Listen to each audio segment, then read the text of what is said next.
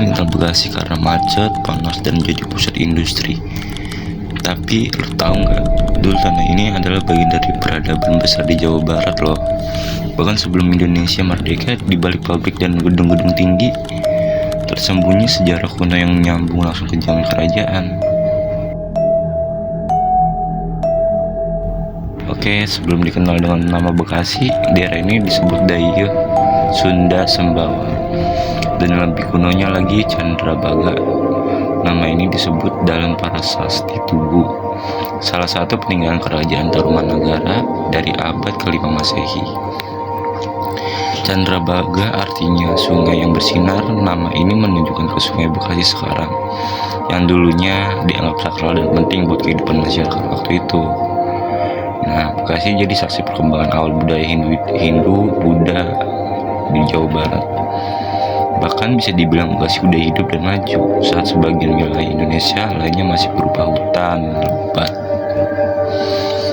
Dan Bekasi adalah wilayah kekuasaan kerajaan Tarumanagara, kerajaan Hindu tertua di Jawa Barat. Kerajaan ini dipimpin oleh Raja Purnawarman, raja legendaris yang dikenal berani dan bijaksana. Nah, Prasasti Tugu menceritakan soal pembangunan sungai-sungai besar, termasuk Candrabaga dan Hukumati, buat irigasi dan kehidupan rakyatnya. Dan ini terjadi di masa lampau banget, bahkan sebelum Mataram kuno muncul. Jadi jangan remehin Bekasi bro. Di bawah jalan tol dan perumahan mungkin masih banyak sisa sejarah yang belum terungkap. Saat penjajahan Belanda di Bekasi jadi wilayah pertanian yang penting. Banyak tanah-tanah dikuasai tuan tanah dan rakyat dijadikan buruh. Tapi ada suatu hal yang bikin Bekasi beda, semangat perlawanan. Daerah ini terkenal karena banyak pejuang kemerdekaan, termasuk Kiai Haji Nur Ali, ulama karismatik asal Bekasi yang jadi tokoh penting dalam perlawanan terhadap penjajah. Gak heran lagi kalau Bekasi dikenal juga sebagai kota patriot. Banyak darah pejuang tumpah di sini. Dan setelah kemerdekaan, Bekasi berkembang pesat dari kota kecil jadi pusat industri nasional. Kawasan seperti Cikarang, Tambun, Jababeka atau semuanya tumbuh jadi pusat ekonomi. Tapi perkembangan pesat ini juga bawa dampak kemacetan, kepadatan, dan krisis lingkungan. Sayangnya, makin dikit orang Bekasi yang tahu sejarah tanah tempat mereka berpijak.